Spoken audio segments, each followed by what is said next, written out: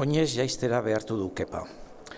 Atartean, sendagai erakusleak biribilean. Behar bada, ez dira sartzerakoan ikusi dituenak, baina berberak dirudite.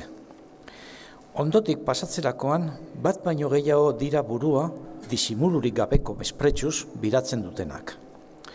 Eta Kepak, putrepanda, batekin erantzuten, ahapeka, baina bere ahotsaren indarra kontuan hartuta, abaitua ez da ziur ez ote duten entzuna ahal izan, eta besortik hartu du itxu bati heltzen zaion bezala, kalera zuzen eramateko gelditu gabe. Taberna aukeratzea ez da erraz. Kepak aldapa behera eskuineko lehena proposatu dio, arrautza nahiko desente batzuk patata prigituekin eta txorizoarekin jateko.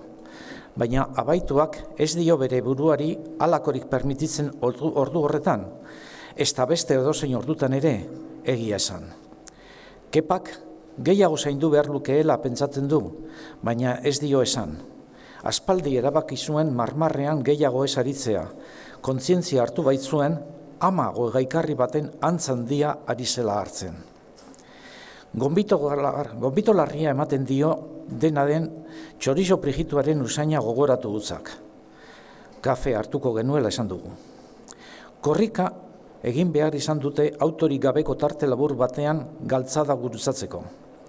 Esaioa sola lekua kafetxarra ematen dute paster guztietan. Aste batzuk daramatza mendira joan gabe eta motel sentitzen da. Bestalde, gidariek arinagotu egiten dutelako sentipena dauka, oinezkoak debekatuko lekuren batetik pasatzen ikusten dituztelarik.